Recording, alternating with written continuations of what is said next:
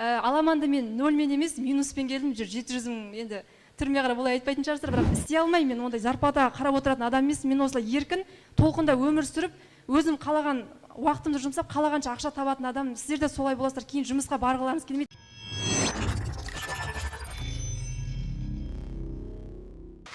Қайырлы күн баршаңызға.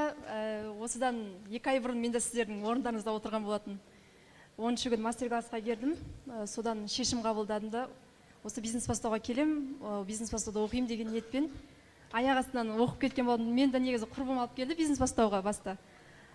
Сол бір мастер-класста аяқ астынан шешім қабылдап, өмірімді өзгертем, мен жалшы болмаймын дедім да, бір күннің ішінде 3 жерде жұмыс істедім, 3 жердегі жұмысымнан да шығып кеттім. 14 күні ол жақта істеген зарплатамды алған жоқпын, әйтеуір бизнес бастауға тек оқитын ақшамды тапсам болдым дедім да. Қанша адамды қайтардың? Ау? Бизнес бастауға барма деп қанша адамды қайтардың? Мен негізі бизнес бастауды ашық айта кетсем, 3 жылдан бері көріп келе жатырмын, видеосын, Инстаграм бәрін қараймын да, даже маған менеджерлер хабарласып тұратын, сол кезде де алмайтын, ответ қайтармайтын. Солай келем деген бір 10 шақты адамды қайтардым. Осы жерде айтқанда болдым, 10 адамды қайтардым, 10 адамды алып келем деп.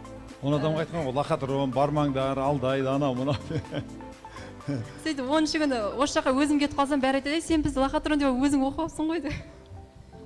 Солай аяқ астынан келген нәрсем, яғни былай айтқанда, өзімнің жалшылық өмірімнен шықтым да, бір күннің ішінде шешім қабылдап, қазір еркін сондай толқын асып атқан бір теңізге келдім деп айтсам болады. Мен қазір жай теңізде өмір сүре алмаймын, уже толқында өмір сүргім келеді менің. Қайырлы күн қандастар. Күн сайын сапалы өмір туралы менің видео кеңестерімді алу үшін дәл қазір нөміріңізді қалдырыңыз. Сізді Telegram каналға тіркеп қоямыз. Аламанды мен нөлмен емес, минуспен келдім, 700 мың енді түрме қарап олай айтпайтын шығарсыздар, бірақ 700-800 мың минуспен келдім. Осы Аламанды Аллаға шүкір, осы кураторлардың және Ахмет Ағайдың медитация, одан бөлек бұл жерде көп қуаттану сағаты бар. Айтылған не де болса, айтылған нәрсені бірде-бір орындасаңыздар. Неше рет кетіп қалам деген ой болды. Мен 2 апта бойы айтты ғой бағана, көрген шығарсыздар, шыбын болма, ара бол деп. 2 апта неге араларыңыз осылай отырып шыбын болып жүрдім. Бүгін барып келейін, және ертең кетем ғой. Бүгін жай көріп келейінші, бүгін бірдеңесі болар.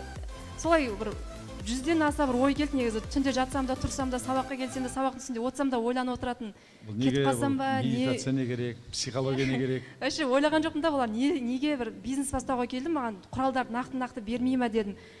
Солай ағай медитацияны айтады, жаңа өмірлік проблемаларды қосып айтады ғой.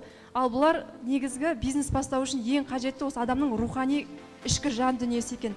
Қазір мен осы Аламанға ақша үшін келгем. Қазір мен үшін ақша емес, бірінші ол қалай айтсам болады, өзімнің эмоциямды басқара алу және адамдарға көмектесу.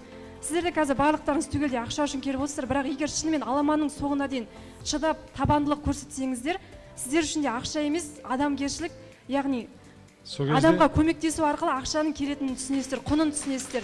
Мен түсіндім, 700 мыңмен қарызбен келген, минуспен оның 500 мыңын құйдым. Енді 200 мыңда осы 2 аптаның ішінде құям деген ойымда бар. Жұмысым жүріп жатыр, интернет-маркетологпын, таңдап алған салам. Былай айтқанда, не де болса Аламандағылар соңына дейін қазір отырсыздар ғой түгелдей. Сіздерге айтарым тек қана соңына дейін барыңыздар. Нәтиже болмаса да соңында нәтиже болады. 2 ай не де болса шыдаңыздар. 2 ай шыдап берсеңіздер, кейінгі өмірлеріңіз шын айтсам, мен сияқты жұмысқа барғыларыңыз келмейді. Қазір мені небір жұмыстарға шақырып жатыр, мен бірақ уже істей алмаймын. Мен ондай зарплатаға қарап отыратын адам емес. Мен осылай еркін, толқында өмір сүріп, өзім қалаған уақытымды жұмсап, қалағанша ақша табатын адам. Сіздер де солай боласыздар, кейін жұмысқа барғыларыңыз келмейді, даже баруға іштегі рухтарыңыз жібермейді. Тамаша, рахмет, қол соғып қояйық.